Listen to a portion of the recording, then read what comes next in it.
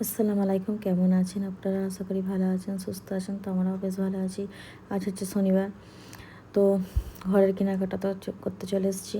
অনেক দিনটাই হলো, প্রায় 1.5 মাস। এবারে আসবো আসবো করে আসাও হয় না, যেহেতু আমাদের মধ্যে এত বিপদ যাচ্ছে। বিপদ মানে প্রচুরই বিপদ, বললে হয় না। মানে বিপদ যেন পিছু ছাড়ছে না, জানি না কেন কি হবে।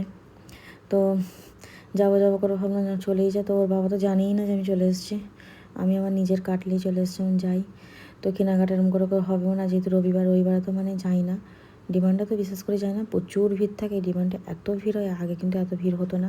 এখানে যাবতীয় যত কিছুই, সব খাবার দাবারই জিনিস পাওয়া যায়, বাকি আদার্স কিছুই পাওয়া যায় না সেরকম। তো এখন তো অনেকটাই মানে বড় করেছে, আগে তো এতটা বড় ছিল। তবে আগে সবজি রেটাও ছিল, সবজি রেটা বন্ধ করে দিয়েছে, সেভাবে বেচাকেনা হতো না। ওইটা 2021-এই বন্ধ করে দিয়েছে। আর এইখানে আমাদের কেনাকাটা আজ নয়, 6 বছর প্রায় হয়ে গেল। 6 বছর, হ্যাঁ। ছেলে যখন পেটে মানে ছিল, আমার বিয়ে তো হয়েছে 8 বছর হয়ে গেল। তো যাই হোক, এইখানে লকডাউনের সময় তো তখন ওর বাবাই যেত, তখন ছেলে তো অনেক ছোটো ছিল। ওর বাবাই আমার বঞ্চিত ছিল লকডাউনের টাইমে। ও সকালে দিয়ে কেনাকাটা পুরো নিয়ে চলে আসতো। তো আমার মতন এরকম অল্প স্বল্প মাল নিত না। ও বেটা ছেলেদের মারলেও আমার তো 10-15 হাজার টাকা করে মাল নেবে, তবে নিত। কিন্তু আমরা মেয়েরা, আমরা তো চাইবো যে আমাদের একটু অল্প স্বল্প পয়সা যত বাঁচবে তত ভালো।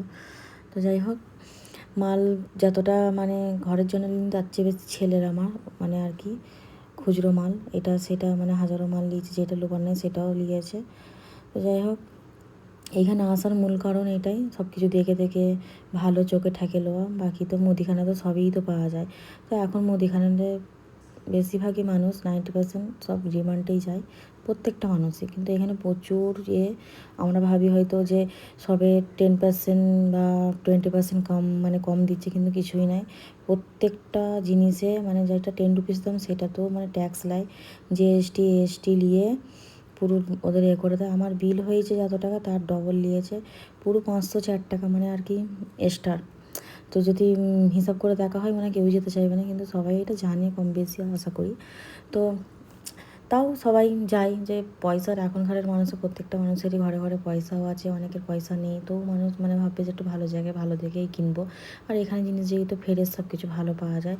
তবে 2-1 বার ময়দা আটা থেকে কিন্তু ছোটো ছোটো পোকাও বেরিয়েছিল, এতটাই মানে ওই জন্য নাম করতে নেই, নাম করতে করতে আবার খারাপটাও হয়ে যায়।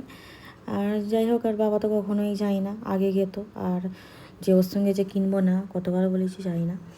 আর রবিবারে তো বাবা থাকে বলে, আর কোথাও একটা বেরোলো থাকলে বেরোই, কিন্তু ডিমান্ডে যাওয়া হয়। ডিমান্ডে তো প্রচুরই ভিড় হয়, এমনি এখন এতই সব খাবার দাবারই দিয়ে বসেছে।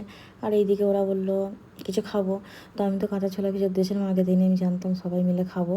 তো ডিমান্ডে যাওয়া হোক আর নাই হোক, আর এই বৃষ্টির সময় টকটক, আর আমি এইসব অতটা খেতে পছন্দ করি না, যেহেতু ওরা 2 বোনে প্রচুর করে, এতটা করলাম। তো সবাই মিলে খেলাম, খেয়ে ওরা টুকটাক কেক টেক খেলো, খেয়ে ওরা তো চা খায় না, আর ছেলেকে তো দিই না। কেউ এলে আলে কালে কখনো সখনো হয়ে যায়, হয়তো খেয়ে নেয়, বাচ্চারা তখন ধ্যান দেওয়া হয় না। তো চা তো একদমই ক্ষতি, বড়োদের পক্ষে ক্ষতি, আর ওদের তো আরও। আর ওরা 2 বোনও খায় না। এদিকে মাল যা যা এনেছি টুকটাক সব আর কি পেরে নিচ্ছি।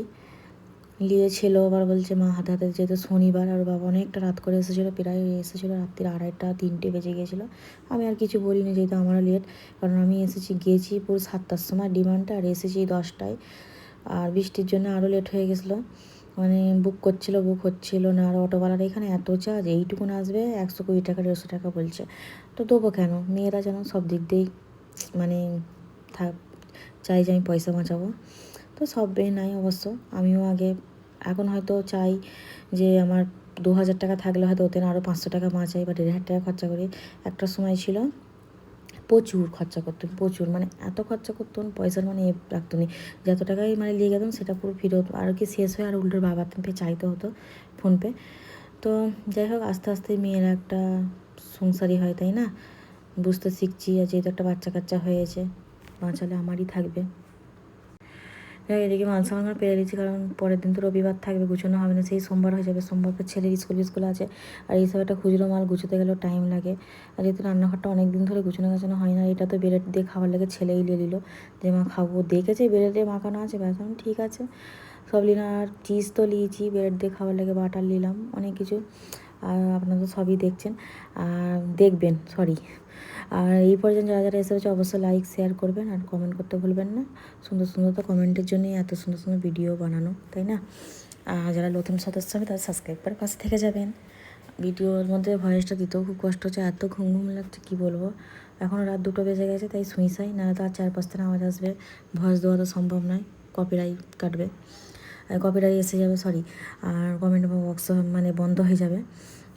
এদিকে ছেলে তো শুয়ে পড়লো, বেজে গেছে 3টে, তাও দেখালাম। গুছানো গাছানো তো করতেই থাকছি, গুছানো তো এখন পুরো মোটামুটি হয়ে গেছে। আর পিজার জন্যও নিয়েছি, পিজার চিজটাও নিয়েছি, পিজাটা তো বানানো হয় না, তবে এবারে ওইটাও বানাবো। সবই যেগুলো বানাচ্ছি ওইটা বানাতে কি, ওইটাও বানিয়ে নেবো। আর লাস্টে বেলা যেটা থাকে টক দই খাই, তবে সব দিন খাই না, এই ঠান্ডার মশা।